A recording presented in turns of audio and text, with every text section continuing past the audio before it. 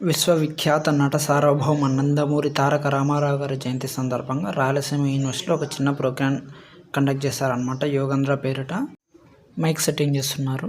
ప్రోగ్రామ్ని మా తెలుగు తల్లి పాటతో స్టార్ట్ చేయడానికి అదే అక్కడ చేస్తున్నారు అనమాట వర్క్. మా రంగనాయకులు సార్ అయితే వచ్చాడు, ఆయన బాటనీ డిపార్ట్మెంట్ అనమాట.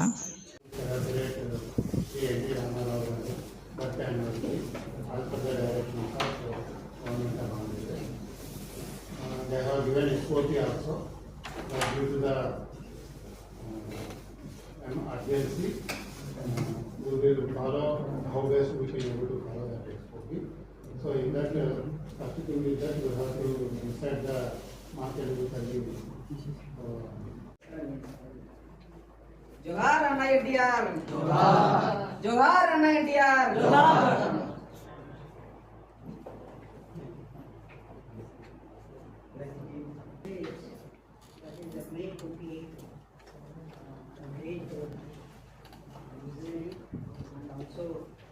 ఆంధ్రుల ఆరాధ్య దైవము, తెలుగు ఆత్మగౌరవానికి ప్రతీకైన నటరత్న పద్మభూషణ్ శ్రీ నందమూరి తారక రామారావు గారి భక్తి యానివర్సరీ సందర్భంగా మీ అందరికీ నా శుభాకాంక్షలు. ప్రస్తుత గవర్నమెంట్ ఈ సంవత్సరం అనుకుంటా అక్కడి నుంచి ఈ భక్తి యానివర్సరీని ఒక ఫంక్షన్, పెద్ద ఫంక్షన్ లాగా సెలబ్రేట్ చేసుకోమని అందరికీ ఆర్డర్స్ ఇచ్చింది. సో ఆ సందర్భంగా తక్కువ టైంలో మనము అరేంజ్ చేసుకున్న గొప్ప సంక్షేమ పథకం ప్రజలకు, పేద ప్రజలకు. ఇంతకుముందు మనకు తహసీల్దార్ వ్యవస్థ ఉండేది. ఆ వ్యవస్థను రద్దు చేసి మండల వ్యవస్థను ఇంట్రొడ్యూస్ చేసిన గొప్ప వ్యక్తి మన రామారావు గారు, ఎన్టీ రామారావు గారు. అదేవిధంగా విలేజ్లకు ప్రజల వద్ద పాలన ఉండాలనే ఉద్దేశంతో ఈ రెడ్డీకరణం అనే వ్యవస్థను రద్దు చేసి అది విలేజ్ అసిస్టెంట్, రెవెన్యూ అసిస్టెంట్ను ఇంట్రొడ్యూస్ చేసిన మహానుభావుడు అని మనం వారి యొక్క స్ఫూర్తిని ఈరోజు మనం ముందుకు తీసుకెళ్లాలని మన విషి గారి డైరెక్షన్లో రాయలసీమ యూనివర్సిటీ ఆయన చేసిన సంస్కరణ. ఇప్పటికి కూడా చూస్తుంటారు. రాముని అంటే, కృష్ణుడు అంటే మీరు ఎక్కడైనా ఫోటో చూస్తే మనకు గుర్తొచ్చేది ఎన్టీ రామారావే. వేరే మన మనస్సులో స్థిరపడిపోయాడు ఆయన. ఏ వేషం వేసినా కృష్ణుడు ఉండేది కాదు. మనల్ని మద్రాసీలోనే పిలిచేవాళ్ళు. మీకు తెలుసో మద్రాసీలే, మనం తెలుగు వాళ్ళమైన కూడా మద్రాసీలమే. అంటే ఇంకా అక్కడ మనకంటూ ఒక గుర్తింపు అంటూ తెచ్చిన వ్యక్తి ఎన్టీ రామారావు. సో తెలుగు ప్రజలకి ఈ విధంగా గుర్తింపు తెచ్చింది ఎన్టీ రామారావు. ఆయన ఈ విధంగా చాలా చేశాడు. Happy to say some of the things about NT Rama Rao garu. Sir వారు చెప్పినట్టు మండల వ్యవస్థను తేవడం కానీ, రూపాయల కానీ, దాంతోపాటు మన ఎడ్యుకేషన్ కూడా చాలా ఆయన ఇనిషియేషన్ చేశారు. నాకు తెలిసి తిరుపతిలో పద్మావతి మహిళా యూనివర్సిటీ ఆయన ద్వారానే వచ్చింది. మన టీడీటీ ఈరోజు తిరుమల అంత డెవలప్ అయిందంటే కారణం ఆయన తీసుకున్న. మన కర్నూలు జిల్లాకు వస్తే తెలుగు రంగం, వెలుగోట్ రిజర్వాయర్. సో ఇలాంటి not only one angle, education, irrigation, so developments, and also to recognise as a Telugu literature and cinema film transfer from Chennai to Hyderabad. So ఇంకొక విషయం అంటే పెద్దలు చెప్పండి, నేను వినేదంటే, సో ఎక్కడన్నా ఏదైనా పని చేయమంటే ఇంకేదైనా మాకు 40 ఏళ్ళు వచ్చాయంట. ఒక ప్రొఫెసర్ చెప్పాడు, రామారావు పార్టీ స్టార్ట్ చేసింది ఎప్పుడు తెలుసు? ఈజ్ ఏజ్ ఆఫ్ 62, అంటే 62 ఏళ్ల వయసులో ఆయన రాజకీయ పార్టీ స్థాపించి ఒక సునామీ సృష్టించారు. So that is the very inspiration. ఆయన చాలా మంది 62 అంటే మనం రిటైర్డ్ అయిపోయినాం, ఇంటికి పోతాం అనుకుంటాం. So that is the inspiration of the NT Rama Rao garu, the Amar high. ప్రభుత్వ విధానాన్ని మనం గౌరవిస్తూ, ఎందుకంటే రామారావు అనే వ్యక్తి ఒక శక్తి, ఒక వ్యవస్థ. ఆయన గురించి ఎంత చెప్పినా చివరిలో ఒక పేజీ మిగిలిపోతుంది. ఎందుకంటే చరిత్రలో తనకంటూ ఒక అద్భుతమైనటువంటి పేజీలు పెట్టుకున్న మహానుభావుడు.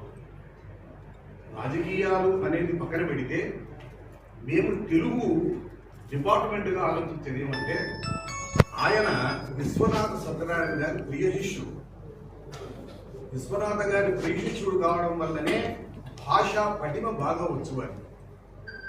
ఎందుకంటే దానవీర సూరకర్ణ కానీ, శ్రీకృష్ణ పాండవీయం కానీ ఇలాంటివి మీరు ఆయన వాక్చాతుర్యం విన్నప్పుడు తెలుస్తుంది.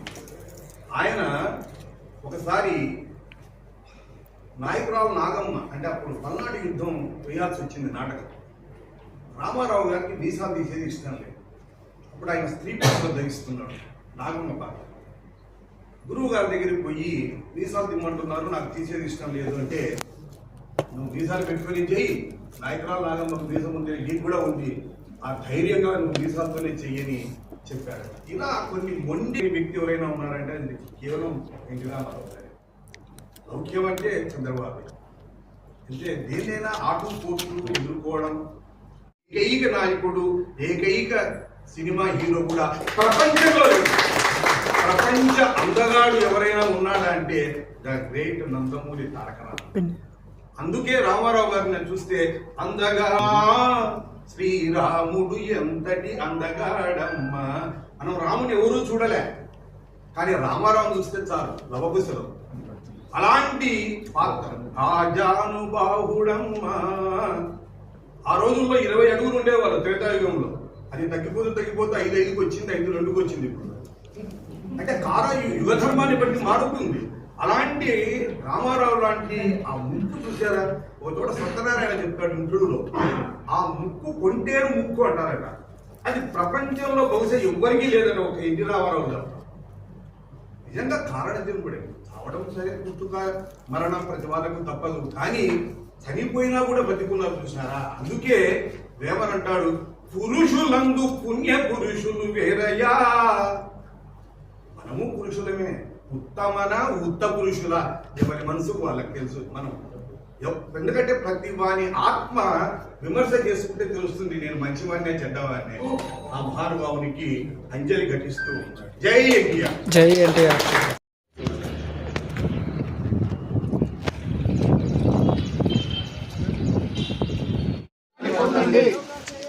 ఆరోగ్యాన్ని పొందండి.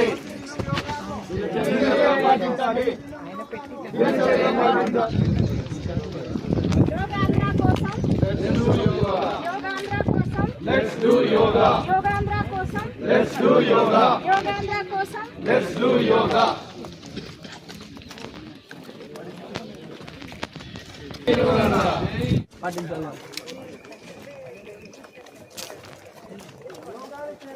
ఆరోగ్యాన్ని కాపాడుకుందాం. ఆరోగ్యాన్ని కాపాడుకుందాం. ఆరోగ్యాన్ని కాపాడుదాం.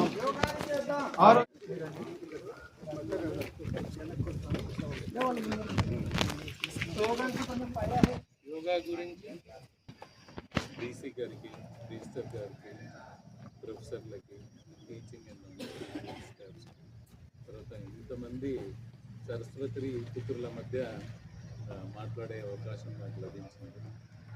సో యోగా గురించి మనం వింటాం, కానీ చెయ్యాలని మాత్రమే సంకల్పం చేస్తాం. చేసే ప్రయత్నం ఎంతవరకు చేస్తామో మనం ఆలోచన చేసుకుంటున్నాం. సో ఇప్పుడున్నది అన్నిటికంటే ఎక్కువగా స్ట్రెస్, మానసిక ఒత్తిడి. సో మానసిక ఒత్తిడికి మన వైద్యుల దగ్గరికి వెళ్తే కూడా చిన్న పిల్లిస్తాడు, పడుకోమని చెప్పి.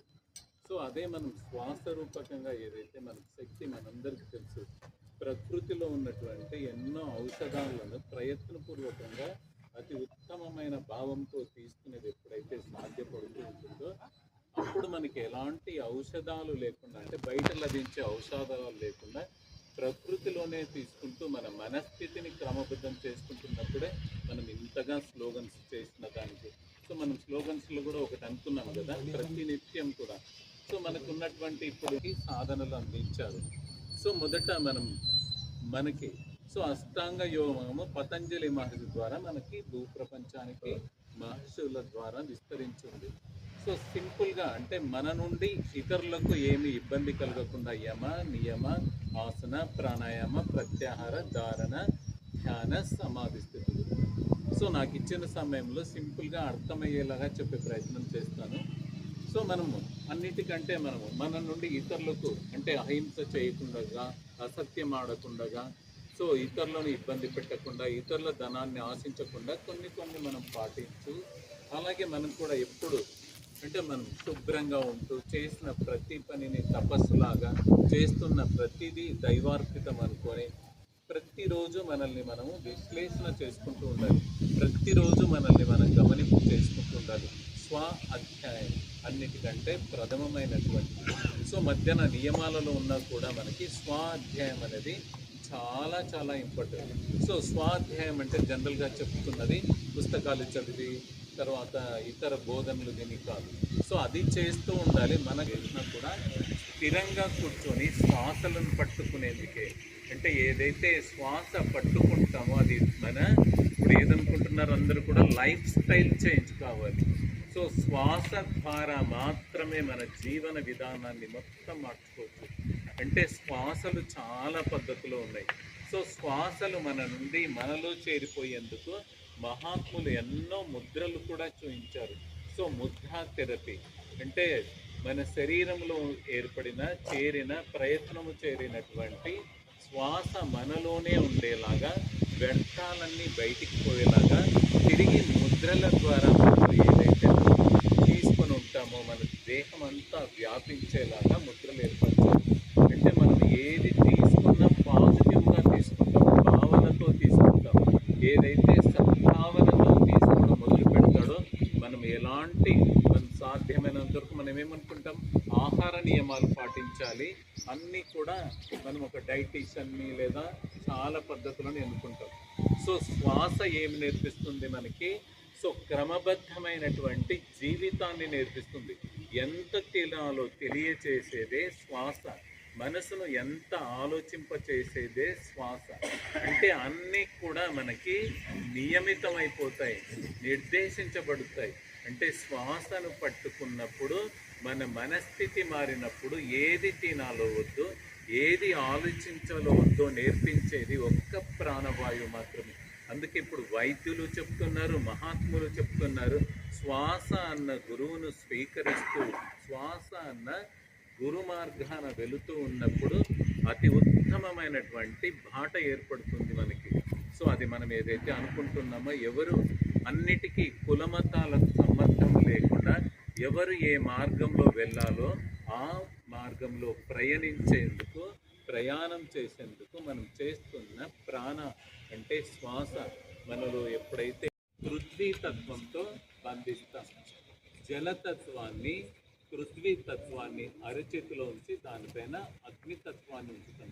అంటే మనలో ఉన్న బ్లడ్ ఫ్లో తర్వాత స్థిరత్వము అగ్నితత్వంతో ముడిపెట్టి ప్రశాంత స్థితి తెస్తుంది. ఇప్పుడు మనం ఏం చేస్తాం, మనలో ఎక్కువగా చలించే వాయు స్థితి, దాన్ని ఏం చేస్తాం, శూన్యతత్వంతో లాక్ చేసాం. అంటే ఇంకా సంపూర్ణమైనటువంటి వాయు స్థితి మన ఆధీనంలో ఉంటుంది. సింపుల్గా భుజాలకు సమాంతరంగా చేతులు తీసుకోవాలి. సో ఇది బాడీ పెయిన్స్కి పనిచేస్తుంది, స్ట్రెస్కి పనిచేస్తుంది, బ్యాక్ పెయిన్కి పనిచేస్తుంది, వెన్నెముక సమస్యలు. సో ఇలా పెట్టాలి. నెమ్మదిగా చేతులు పైకి తీసుకోవాలి, చేతులు బాగా పైకి తీసుకోవాలి. ఎంతలా తొయ్యాలి అంటే అంతలా తొయ్యాలి, కౌంటింగ్ పెట్టుకోవాలి. సో వీలైన వాళ్ళు టోస్ పైకి రావాలి, వీలు కాని వాళ్ళు కింద ఉండాలి. శరీరాన్ని బాగా పైకి తోయాలి. ఎంతలా పైకి తోయాలంటే మన పెల్విక్ రీజన్ నుండి కూడా బాగా స్ట్రెచ్ అయ్యేలా చూసినప్పుడు శక్తి మన ఊపిరితిత్తుల దగ్గర ప్రాణశక్తిని తీసుకునేందుకు నెమ్మదిగా సమర్పిస్తుంది. సో దీన్ని మరి కొంచెం అడ్వాన్స్గా చేద్దాం. సో పాదాలు స్థిరంగా పెట్టుకొని నెమ్మదిగా శ్వాస తీసుకుంటూ ఇలా చేతులు పైకి తీసుకెళ్ళి చేతులు బాగా పైకి తోయాలి. సో అందరూ తింటారని చెప్పి తేలిక చేయిస్తున్నాను. సో ఇవన్నీ తినకుండా కాస్త జరుగు. సో ఇప్పుడు జస్ట్ చిన్న బ్రీత్, కొద్దిగా శ్వాస తీసుకుంటూ ముక్కు వరకు తిరిగి 2 కనుబొమ్మల వరకు తిరిగి శ్వాస వదులుతూ అలా కాస్త చేయండి. నేను మనసులో కౌంటింగ్ పెట్టుకున్నాను.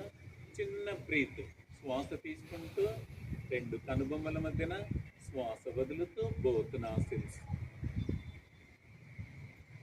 క్షణాల్లో మానసిక ఒత్తిడి తగ్గిస్తుంది, బాడీ పెయిన్స్ అంతా కూడా రిలీఫ్ అయిపోతూ ఉంటుంది, ఛాతి దగ్గర ఉన్న సమస్యలన్నీ పోతాయి మనకి, లోయర్ అప్పర్ అబ్డామిన్ లెవెల్ అన్నీ కూడా మనకు నెమ్మదిగా సమస్థితి. సో ఇది ఒకటి. ఇంకా సార్ 3 అడిగారు కదా, నిలబడి చేద్దాం. సో మామూలుగా సింపుల్గా ఉంటాయి, చాలా శక్తివంతమైనవి. సో మనం ఒక వయసు పెరిగిన తర్వాత మనకు తెలియకుండానే మానసిక ఒత్తిళ్ళ నుండి, సో తెలుసు కదా, పెరాలసిస్ అని, తర్వాత నాడీ వ్యవస్థలో లోపాలు వచ్చే నరాల బలహీనత అని చెప్తుంటారు కదా, శివ నమస్కారాలు ఉంటాయి. సో మతపరంగా ఎవ్వరు ఏది తీసుకోకండి, యోగా అన్నది సపరేట్ కాన్సెప్ట్ ఏం కాదు, అందరూ చేయదగ్గది మాత్రమే. సో ఇలా ముద్ర పెట్టుకోండి, 2 పాదాల దగ్గర తీసుకోండి. సో శివ నమస్కారాలు కాబట్టి శివనామం చెప్తూ ఓం నమః శివాయ శివాయ నమః. భుజాలకు సమాంతరంగా పాదాలు తీసుకోవాలి. అంజలి ముద్ర విడిపోకుండా చేతులపై తీసుకెళ్ళాలి. కాలి వేళ్ళపైకి వచ్చే అవకాశం ఉన్న వాళ్ళు వచ్చే అవకాశం ఉంటుంది. శరీరాన్ని మోచేతులు బెండ్ లేకుండా పైకి పోయాలి. చూడండి ఎక్కడెక్కడ స్ట్రెచ్ అవుతుందో బాడీ.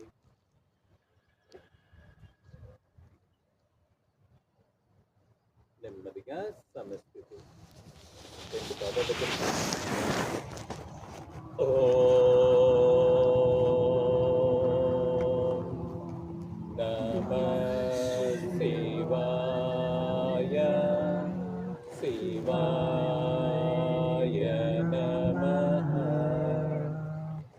బొటకన వేలు, చూపుడు వేలు స్ట్రైట్గా ఉండాలి.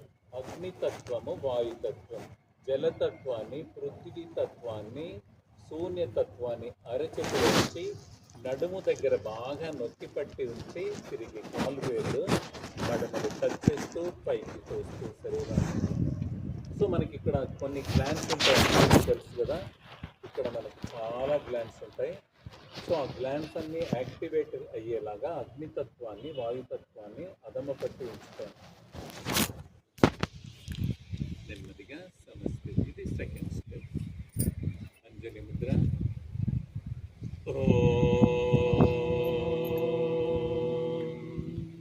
నమః శివాయ శివాయ నమః. భుజాలకు సమాంతరంగా పాదాలు. అంజలి ముద్ర విడిపోకుండా చేతులు బాగా పైకి తీసుకెళ్తూ శరీరాన్ని బాగా సాగతీసే ప్రయత్నం చేస్తూ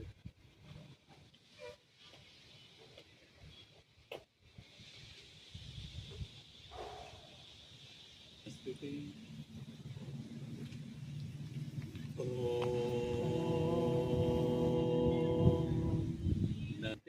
స్ట్రెస్ అనుభవిస్తుంటాం, దానికి ప్రాణాయామం చేయాలి.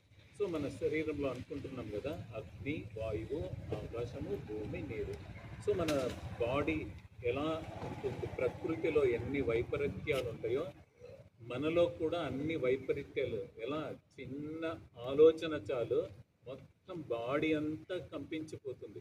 ఇప్పుడున్నటువంటి స్ట్రెస్ అందరికీ తెలుసు కదా, చాలా చాలా అంటే ఆర్థికంగా ఎదిగాం కానీ మానసికంగా పెద్దలతో పోలిస్తే బాగా తక్కువైపోతున్నాయి. అంటే కుటుంబ వ్యవస్థలు మారిపోతున్నాయి, సమాజము మారిపోతున్నాయి, వాతావరణం కూడా మారిపోతుంది. సో అన్నిటినీ కూడా, సో మనకి ఇది చూడండి, బొట్టకన వేలును ఇలా ఉంచాలి. సో ఇదంతా కూర్చొని చేయాలి. బట్ చూడండి, దాన్ని ఈ చేతి వేళ్ళను ఇలా ఉంచాలి. మనమైతే ఏదైతే పంచభూతాలు అనుకుని పంచతత్వాలు అనుకుంటూ ఉన్నామో ఆ స్థితి అంతా క్రమబద్ధమవుతుంది. ఈ ముద్ర వేసుకొని జస్ట్ ఇప్పుడు మనం బ్రీత్ ఇన్ బ్రీత్ అవుట్ చేసాం కదా, అలా బ్రీత్ ఇన్ బ్రీత్ అవుట్ చేస్తే మనలో ఉన్నటువంటి పంచవాయువుల స్థితి, పంచతత్వాల స్థితి అంతా కూడా క్రమబద్ధమైపోతుంది. సో మనకు పంచవాయువుల స్థితి అనుకున్నాం కదా, సో మనకి ఇక్కడ నుండి ఇక్కడికి ప్రాణవాయువు బ్యాలెన్స్ మనం తీసుకుంటున్న ఒక్క శ్వాస దశ భాగాలుగా విడిపోతాయి. సో మనం ఏం అనుకుంటున్నాం, మనం భావనలతో శ్వాస తీసుకుంటున్నాం. సో ఆ శ్వాస 5 భాగాలుగా మనం తీసుకుంటాం, మహాత్ములు 10 భాగాలుగా తీసుకుంటాం. సో ఇక్కడ నుండి ఇక్కడికి ప్రాణవాయువు పనిచేస్తుంటుంది, ఇక్కడ నుండి ఇక్కడికి సమాన వాయువు పనిచేస్తుంది, ఇక్కడ నుండి ఇక్కడికి అపాన వాయువు పనిచేస్తుంది, ఇక్కడ నుండి కాలివేల వరకు కూడా. సో ఇక్కడ నుండి మనకి తల వరకు ఉదాన వాయువులు పనిచేస్తాయి. బట్ ఇవన్నీ కూడా కలిసి ధ్యాన వాయువులు, శరీరం అంతా ఇప్పుడు కాళ్ళు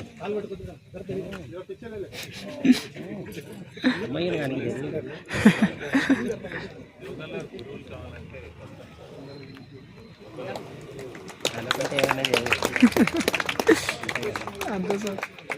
మానవునికి అసాధ్యం అంటే ఏది లేదు.